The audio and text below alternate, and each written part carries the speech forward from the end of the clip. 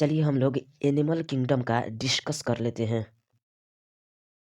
जब हम अपने चारों ओर देखते हैं तो हम डिफरेंट एनिमल के डिफरेंट स्ट्रक्चर और फॉर्म को ऑब्जर्व करते हैं।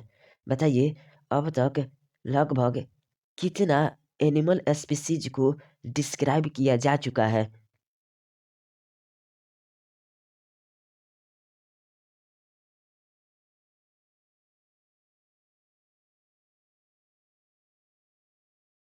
जी हाँ, अब तक लगभग 10 लाख से यानी कि 1 मिलियन से अधिक एनिमल स्पीसीज को डिस्क्राइब किया जा चुका है।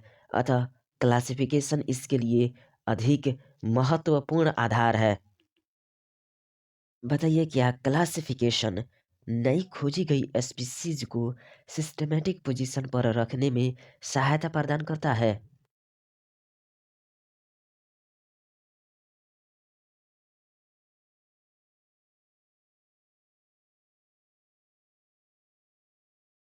जी हाँ, क्लासिफिकेशन नई खोजी गई स्पीसीज को सिस्टमैटिक पोजीशन पर रखने में सहायता प्रदान करता है। रिवाइज कीजिए 4.1 बेसिस ऑफ क्लासिफिकेशन को। एनिमल्स में स्ट्रक्चर और फॉर्म में भिन्नता पाई जाती है, लेकिन इसके अलावा समानता भी पाई जाती है। 6 फंडामेंटल समानता का नाम बताइए जो एनिमल्स में पाई जाती है।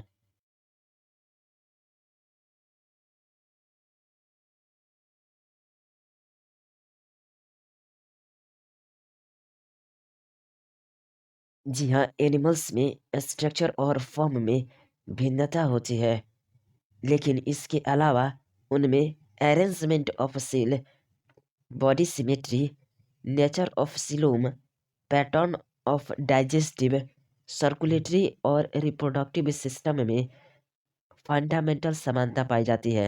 जी हाँ, arrangement of cell, body symmetry, nature of coelom, pattern of digestive, circulatory and reproductive system में फंडामेंटल समानता पाई जाती है। जी हाँ, arrangement of cell, body symmetry, nature of coelom, pattern of digestive, circulatory and reproductive system में fundamental समानता पाई जाती है। जी हाँ, arrangement of cell, body symmetry, nature of coelom, pattern of digestive, circulatory and reproductive system में fundamental समानता पाई जाती है। इन्हीं लक्षणों को हम एनिमल क्लासिफिकेशन का आधार मानते हैं और इनमें से कुछ का वर्णन यहाँ किया जा रहा है। रिवाइज कीजिए 4.1.1 लेवल्स ऑफ ऑर्गेनाइजेशन को। बताइए, क्या एनिमल किंगडम के सभी सदस्य मल्टी सेलुलर होते हैं, लेकिन सभी सेम पैटर्न की सेल ऑर्गेनाइजेशन को प्रदर्शित नहीं करते हैं?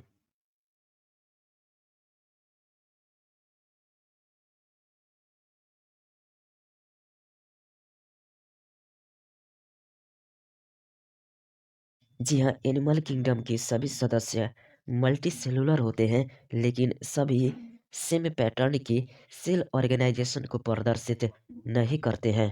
उदाहरण के लिए,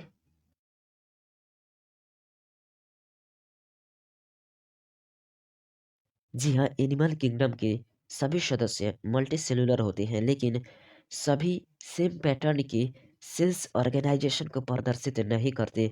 उदाहरण के लिए, कुछ organisms cellular level of organization, कुछ टिश्यू लेवल के ऑर्गेनाइजेशन, कुछ ऑर्गन लेवल ऑफ ऑर्गेनाइजेशन की पाए जाते हैं। सेलुलर लेवल ऑफ ऑर्गेनाइजेशन किस एनिमल में पाया जाता है? इसकी एग्जाम्पल के साथ यह बताइए कि सेलुलर लेवल ऑफ ऑर्गेनाइजेशन में सेल्स का अरेंजमेंट कैसे होता है?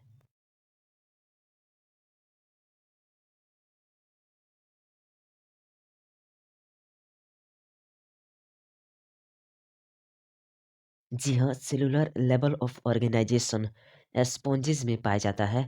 इनमें सेल्स का अरेंजमेंट अधिक लूज होता है। जी हाँ, सेल्स का अरेंजमेंट अधिक लूज होता है। बताइए सेलुलर लेवल ऑफ ऑर्गेनाइजेशन में सेल के मध्य कुछ डिवीजन ऑफ लेबर पाया जाता है।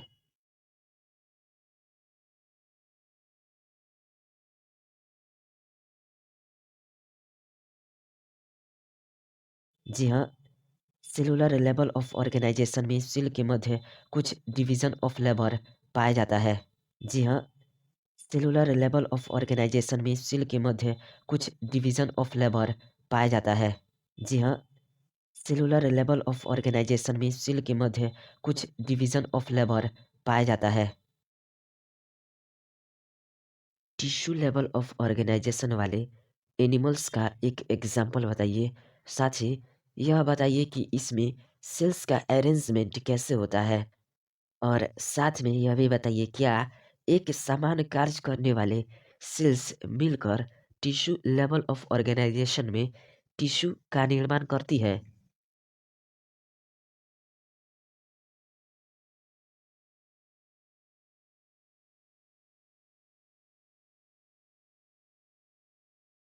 जी हाँ, टिश्यू लेवल ऑफ ऑर्गेनाइजेशन में सेल्स का अरेंजमेंट अधिक कॉम्प्लेक्स होता है। एक समान कार्य करने वाले सेल्स मिलकर टिश्यू का निर्माण करती है। Tissue level of organization coelenterates में पाया जाता है। जी हाँ, tissue level of organization coelenterates में पाया जाता है। Tissue level of organization coelenterates में पाया जाता है। जी हाँ, tissue level of organization coelenterates में पाया जाता है। रिवाइज कीजिए ऑर्गेन लेवल ऑफ ऑर्गेनाइजेशन को। बताइए क्या ऑर्गेन लेवल ऑफ ऑर्गेनाइजेशन में टिश्यूज मिलकर ऑर्गेन्स का निर्माण करते हैं, और प्रत्येक ऑर्गेन एक पार्टिकुलर कार्य करता है।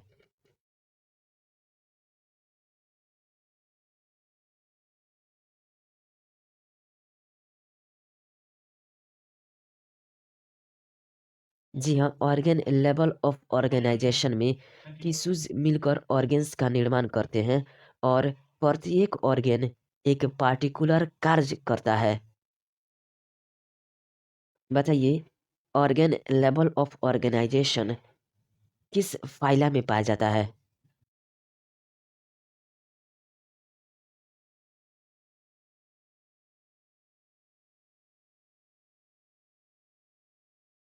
जी हाँ, प्लेटीहेल्मिन्थस तथा अन्य हायर फाइला में ऑर्गेन लेवल ऑफ ऑर्गेनाइजेशन पाया जाता है। एनिमल्स जैसे एनेलिड्स, आर्थ्रोपोड्स, मोलस्क्स, इकाइनोडर्म्स और कॉर्डेट्स के ऑर्गेन मिलकर ऑर्गेन सिस्टम बनाते हैं।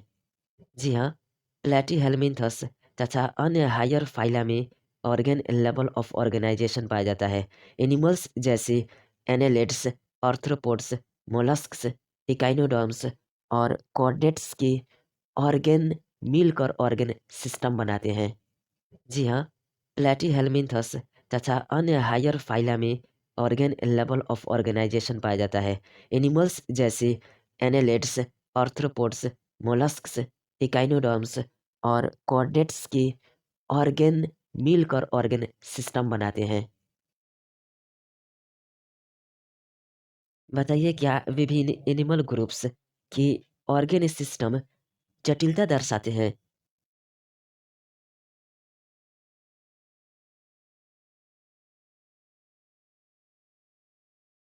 जी हाँ, विभिन्न एनिमल ग्रुप्स के ऑर्गेन सिस्टम्स जटिलता दर्शाते हैं। चलिए बताइए इनकम्प्लीट डाइजेस्टिव सिस्टम का क्या मतलब है, और इनकम्प्लीट डाइजेस्टिव सिस्टम किस में पाया जाता है।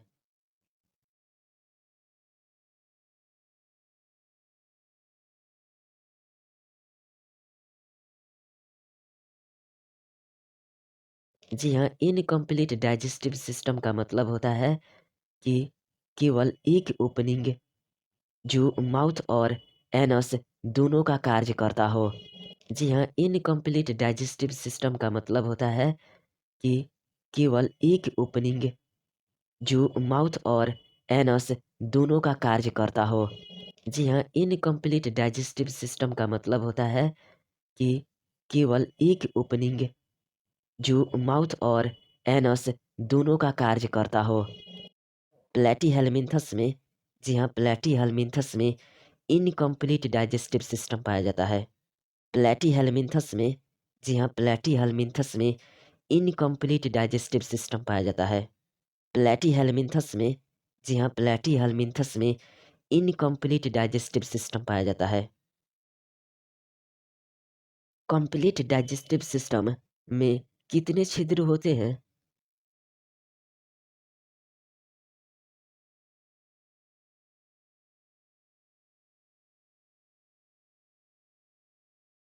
जी हाँ, कंप्लीट डाइजेस्टिव सिस्टम में 2 छिद्र होते हैं, एक माउथ व दूसरा एनस। जी हाँ, कंप्लीट डाइजेस्टिव सिस्टम में 2 छिद्र होते हैं, एक माउथ व दूसरा एनस। जी हाँ, कंप्लीट डाइजेस्टिव सिस्टम में 2 छिद्र होते हैं, एक माउथ व दूसरा एनस। बताइए सर्कुलेटरी सिस्टम कितने प्रकार का होता है?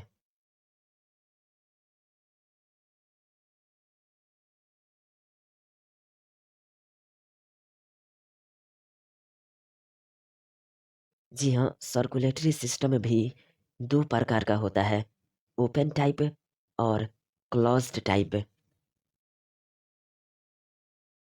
ओपन टाइप सर्कुलेटरी सिस्टम में क्या होता है?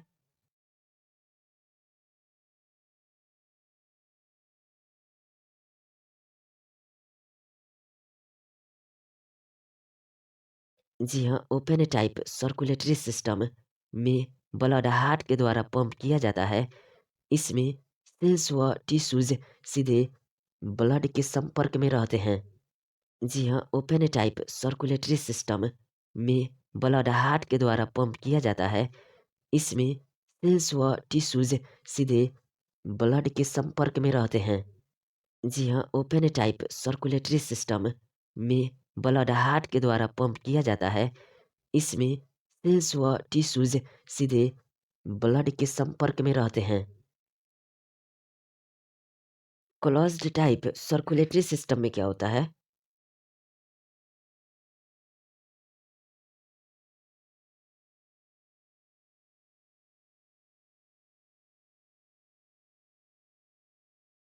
जी हाँ, क्लोज्ड टाइप सर्कुलेटरी सिस्टम में ब्लड भिन्न-भिन्न प्रकार की डायमीटर वाली ब्लड वेसल्स, आर्टरीज, वेन और कैपिलरीज से होकर बहता है। जी हाँ, क्लोज्ड टाइप सर्कुलेटरी सिस्टम में ब्लड भिन्न-भिन्न प्रकार की डायमीटर वाली ब्लड वेसल्स, आर्टरीज, वेन और कैपिलरीज से होकर बहता है। जी हाँ, क्लोज्ड टाइप सर्कुलेटरी सिस्टम में ब्लड भिन्न-भिन्न प्रकार की डायमीटर वाली ब्लड वेसल्स, आर्टरीज, वेन और कैपिलरीज से होकर बहता है। रिवाइज कीजिए 4.1.2 सिमेट्री को। बताइए क्या एनिमल को सिमेट्री के आधार पर कैटेगराइज्ड किया जाता है?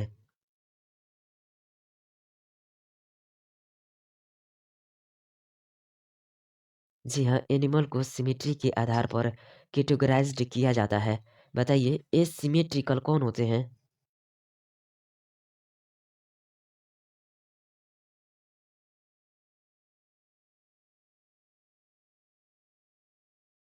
जी हाँ, एसिमेट्रिकल वाले बॉडी को किसी भी सेंट्रल एक्सिस से गुजरने वाली लाइन द्वारा 2 बराबर भागों में विभाजित नहीं किया जा सकता है। जी हाँ, एसिमेट्रिकल वाले बॉडी को किसी भी सेंट्रल एक्सिस से गुजरने वाली लाइन द्वारा 2 बराबर भागों में विभाजित नहीं किया जा सकता है। जी हाँ, एसिमेट्रिकल वाले बॉडी को किसी भी सेंट्रल एक्सिस से गुजरने वाली लाइन द्वारा 2 बराबर भागों में विभाजित नहीं किया जा सकता है। बताइए क्या स्पॉन्जेस मोस्टली एसिमेट्रिकल होते हैं?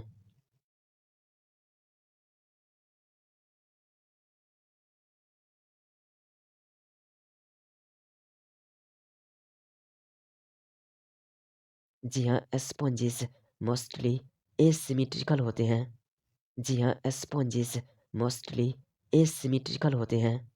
जी हाँ, स्पॉन्जेस मोस्टली एसिमेट्रिकल होते हैं। जी हाँ, स्पॉन्जेस मोस्टली एसिमेट्रिकल होते हैं।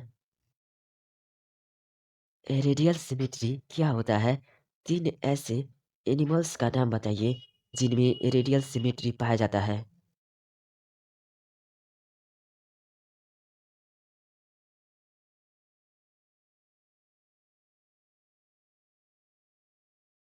जी हाँ, रेडियल सिमेट्री में किसी भी सेंट्रल एक्सिस से गुजरने वाली लाइन प्राणी के शरीर को 2 समरूप भागों में डिवाइड करती है। इसे अरीय सममिति कहते हैं। जी हाँ, रेडियल सिमेट्री में किसी भी सेंट्रल एक्सिस से गुजरने वाली लाइन प्राणी के शरीर को 2 समरूप भागों में डिवाइड करती है। इसे अरीय सममिति कहते हैं।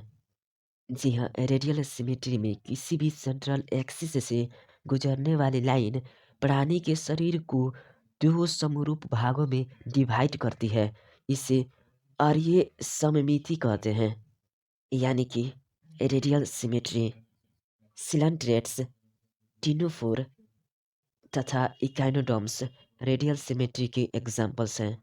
जी हाँ, सिलेंट्रेट्स, टिनोफोर तथा इकाइनोडर्म्स रेडियल सिमेट्री के एग्जाम्पल्स हैं।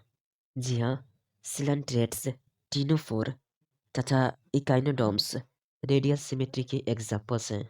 जी हाँ, सिलेंट्रेट्स, टिनोफोर तथा इकाइनोडर्म्स रेडियल सिमेट्री के एग्जाम्पल्स हैं। जी हाँ, सिलेंट्रेट्स, टिनोफोर तथा इकाइनोडर्म्स रेडियल सिमेट्री के एग्जाम्पल्स हैं। बताइए बाइलैटरल सिमेट्री किसको कहते हैं? 2 एनिमल्स का एग्जाम्पल दीजिए जिनमें बाइलैटरल सिमेट्री पाई जाती है।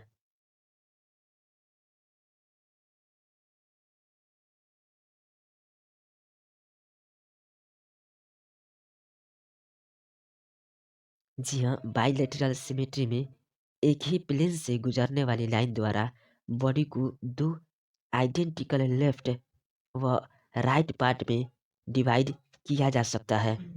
जी हाँ, बाइलैटरल सिमेट्री में एक ही प्लेन से गुजरने वाली लाइन द्वारा बॉडी को 2 आइडेंटिकल लेफ्ट व राइट पार्ट में डिवाइड किया जा सकता है।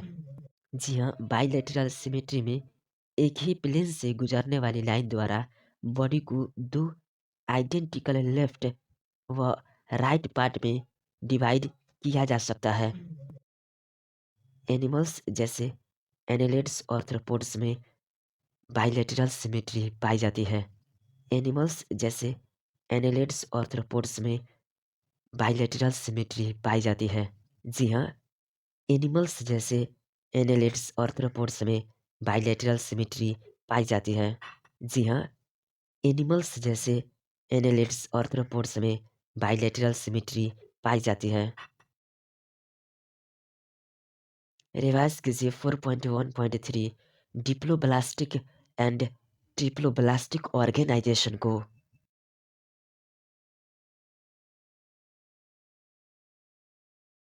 बताइए डिप्लोब्लास्टिक एनिमल्स कौन होते हैं?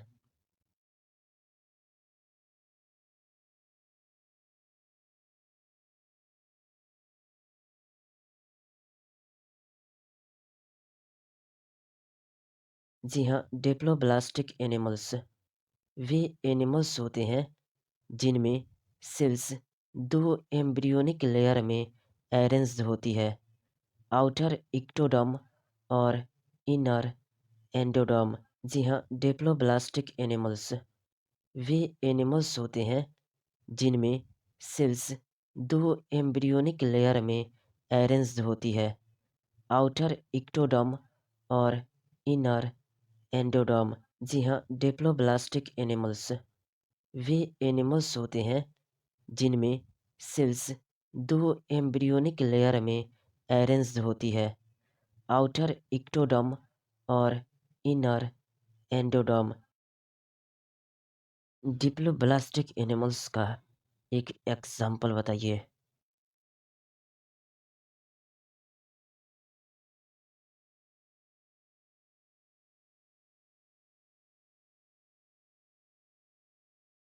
जी हाँ, सिलेंट्रेट्स डिप्लोब्लास्टिक एनिमल्स का एक एग्जाम्पल है। जी हाँ, सिलेंट्रेट्स डिप्लोब्लास्टिक एनिमल्स का एक एग्जाम्पल है। जी हाँ, सिलेंट्रेट्स डिप्लोब्लास्टिक एनिमल्स का एक एग्जाम्पल है। बताइए डिप्लोब्लास्टिक एनिमल्स में कहाँ अनडिफरेंशिएटेड मीजोगिलिया नामक लेयर होती है?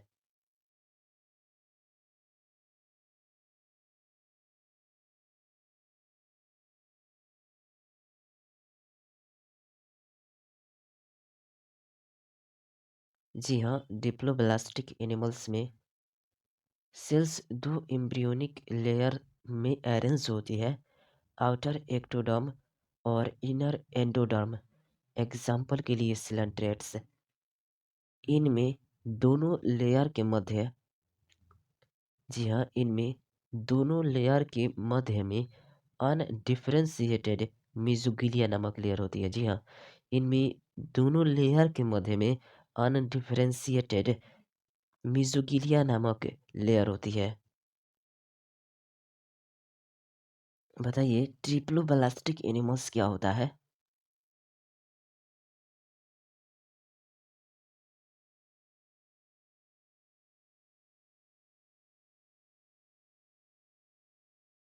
जी हाँ, ट्रिप्लोब्लास्टिक एनिमल्स वे एनिमल्स होते हैं जिनमें डेवलपिंग एम्ब्रियो में एक्टोडर्म और एंडोडर्म के मध्य में थर्ड जर्माइनल लेयर पाई जाती है, जिसे मेसोडर्म कहते हैं।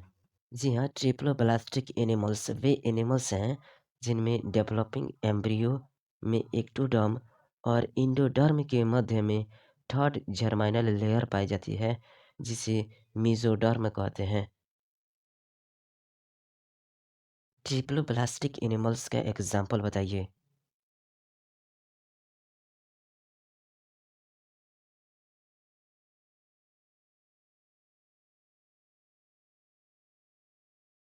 जी हाँ, platyhelminthes to chordates.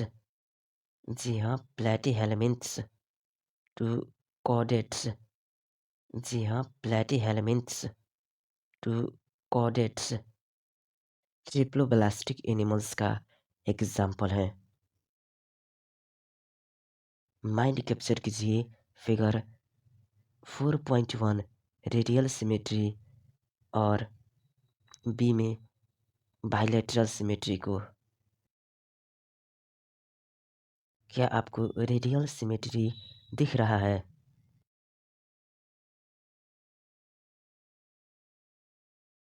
Bilateral symmetry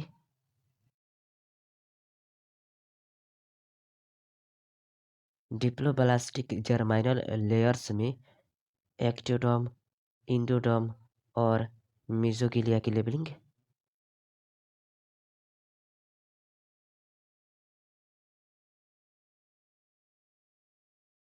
फिर से देखिए डिप्लोब्लास्टिक जर्माइनल लेयर्स में एक्टोडर्म, इंडोडर्म, मेसोगिलिया की लेबलिंग।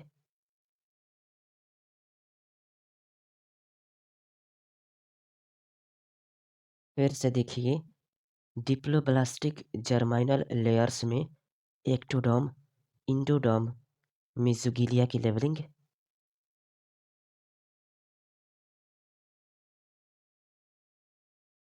फिर से देखिए डिप्लोब्लास्टिक जर्माइनल लेयर्स में एक्टोडर्म, इंडोडर्म, मेसोगिलिया की लेबलिंग।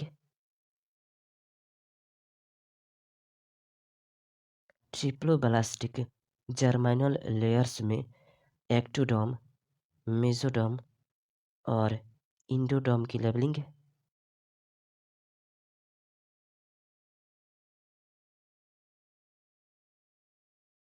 ट्रिप्लोब्लास्टिक जर्माइनल लेयर्स में एक्टोडर्म, मेसोडर्म और इंडोडर्म की लेबलिंग।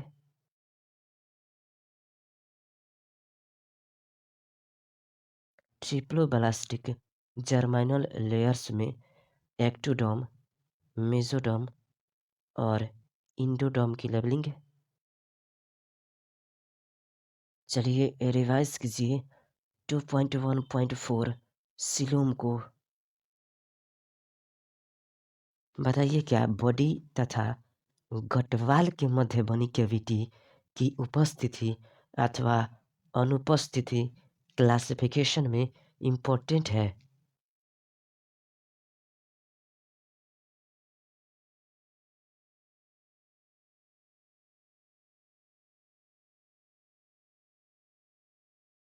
जी हाँ, बॉडीवाल तथा गटवाल के मध्य बनी कैविटी की उपस्थिति तथा अनुपस्थिति क्लासिफिकेशन में बहुत इम्पोर्टेंट है। जी हाँ, बॉडीवाल तथा गटवाल के मध्य बनी कैविटी की उपस्थिति तथा अनुपस्थिति क्लासिफिकेशन में बहुत इम्पोर्टेंट है। बताइए सिलोम किसे कहते हैं?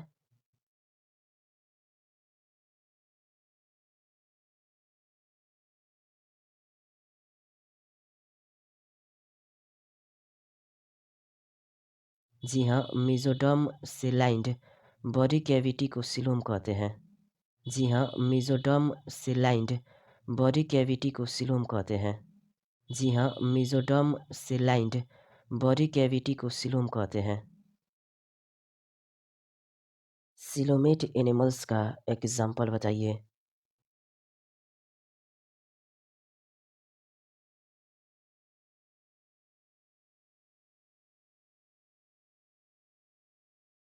जी हाँ, सिलोमेट एनिमल्स जिनमें सिलोम पाई जाती है वो हैं annelids, mollusc, arthropods, echinoderms, hemichordates और कॉर्डेट्स। जी हाँ, सिलोमेट एनिमल्स जिनमें सिलोम पाई जाती है वो हैं annelids, mollusc, arthropods, echinoderms, hemichordates और कॉर्डेट्स। जी हाँ, सिलोमेट एनिमल्स जिनमें सिलोम पाई जाती है वो हैं annelids, mollusc, arthropods, echinoderms, hemichordates और कॉर्डेट्स। बताइए सीडोसिलोमेट्स कौन होते हैं?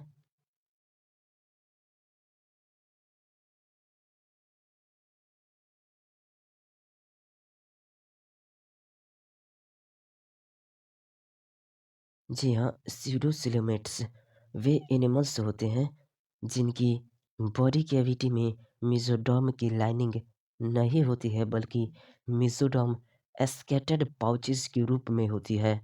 ऐसी बॉडी कैविटी को सीडोसिलोमेट्स कहते हैं। सीडोसिलोमेट्स का एग्जाम्पल बताइए।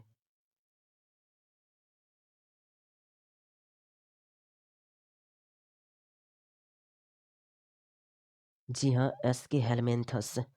जी हाँ, एस्के हेलमेंथस। जी हाँ, एस्के हेलमेंथस। जी हाँ, एस्के हेलमेंथस सीडोसिलोमेट्स का एग्जाम्पल है। डायग्रामेटिक सेक्शनल व्यू में सिलोमेट क्या आपको दिख रहा है और उसमें सिलोम की लेबलिंग।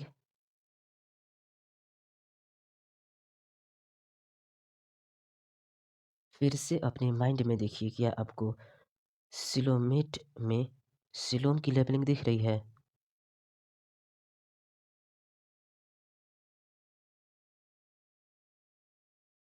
फिर से अपने माइंड में देखिए क्या आपको सिलोमेट में सिलोम की लेबलिंग दिख रही है।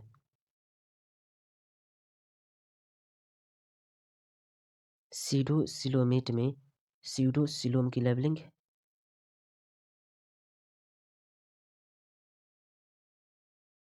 फिर से देखिए सीडोसिलोमेट में सीडोसिलोम की लेबलिंग।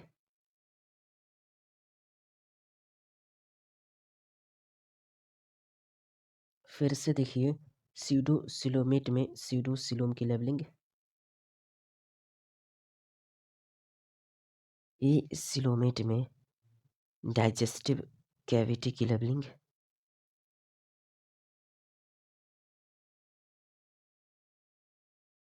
जी हाँ, ये सिलोमेट में डाइजेस्टिव कैविटी की लेबलिंग। जी हाँ, ये सिलोमेट में डाइजेस्टिव कैविटी की लेबलिंग।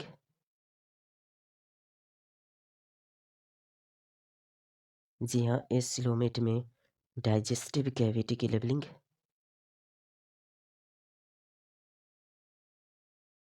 रिवाइज कीजिए 4.1.5 सेगमेंटेशन को। बताइए सेगमेंटेशन किसको कहते हैं?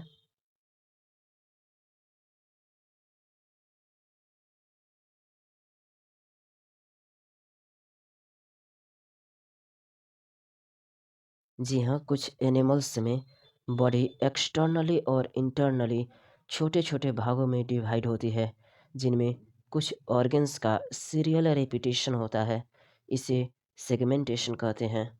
जी हाँ, कुछ एनिमल्स में बॉडी एक्सटर्नली और इंटरनली छोटे-छोटे भागों में डिवाइड होती है, जिनमें कुछ ऑर्गन्स का सीरियल रेपिटेशन होता है। इसे सेगमेंटेशन कहते हैं। जी हाँ, कुछ एनिमल्स में बॉडी एक्सटर्नली और इंटरनली छोटे-छोटे भागों में डिवाइड होती है, जिनमें कुछ ऑर्गन्स का सीरियल रेपिटेशन होता है। इसे सेगमेंटेशन कहते हैं। मेटामेरिक सेगमेंटेशन तथा मेटामेरिज्म किसको कहते हैं?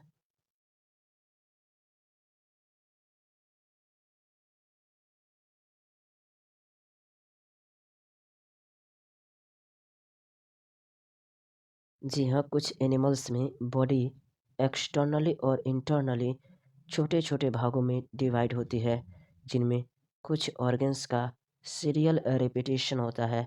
इसे सेगमेंटेशन कहते हैं। अर्थवर्म में इस तरह से सेगमेंटेशन को मेटामेरिक सेगमेंटेशन कहते हैं तथा इस फेनोमेनन को मेटामेरिज्म कहते हैं। जी हाँ, कुछ एनिमल्स में बॉडी एक्सटर्नली और इंटरनली छोटे-छोटे भागों में डिवाइड होती है, जिनमें कुछ ऑर्गन्स का सीरियल रेपिटेशन होता है। इसे सेगमेंटेशन कहते हैं। अर्थवर्म में इस तरह से सेगमेंटेशन को मेटामेरिक सेगमेंटेशन कहते हैं तथा इस फेनोमेनन को मेटामेरिज्म कहते हैं। जी हाँ, कुछ एनिमल्स में बॉडी एक्सटर्नली और इंटरनली छोटे-छोटे भागों में डिवाइड होती है, जिनमें कुछ ऑर्गन्स का सीरियल रेपिटेशन होता है। इसे सेगमेंटेशन कहते हैं। अर्थवर्म में इस तरह से सेगमेंटेशन को मेटामेरिक सेगमेंटेशन कहते हैं तथा इस फेनोमेनन को मेटामेरिज्म कहते हैं। रिवाइज कीजिए 4.1.6 नोटोकॉर्ड को। बताइए नोटोकॉर्ड किससे डिराइव्ड होता है?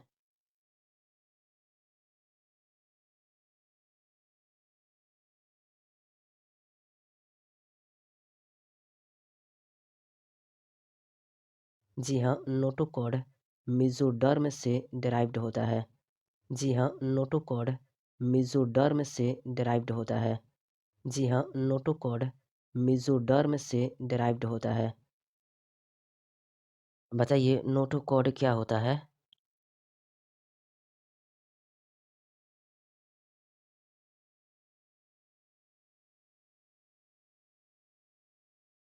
जी हाँ, नोटोकॉर्ड मेसोडर्म से डिराइव्ड रॉड लाइक स्ट्रक्चर होता है, जो कुछ एनिमल्स के डोर्सल साइड में एम्ब्रियोनिक डेवलपमेंट के समय बनता है। जी हाँ, नोटोकॉर्ड मेसोडर्म से डिराइव्ड रॉड लाइक स्ट्रक्चर होता है, जो कुछ एनिमल्स के डोर्सल साइड में एम्ब्रियोनिक डेवलपमेंट के समय बनता है। जी हाँ, नोटोकॉर्ड मेसोडर्म से डिराइव्ड रॉड लाइक स्ट्रक्चर होता है, जो कुछ एनिमल्स के डोर्सल साइड में एम्ब्रियोनिक डेवलपमेंट के समय बनता है।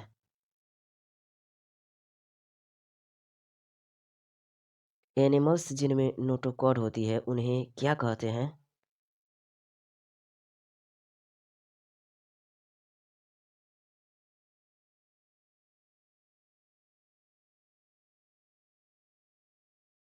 जी हाँ, एनिमल्स जिनमें नोटोकॉर्ड होती है उन्हें कॉर्डेट्स कहते हैं। जी हाँ, एनिमल्स जिनमें नोटोकॉर्ड होती है उन्हें कॉर्डेट्स कहते हैं। जी हाँ, एनिमल्स जिनमें नोटोकॉर्ड होती है उन्हें कॉर्डेट्स कहते हैं। एनिमल्स जिनमें नोटोकॉर्ड नहीं होती है उन्हें क्या कहते हैं? एग्ज़ाम्पल के साथ बताइए।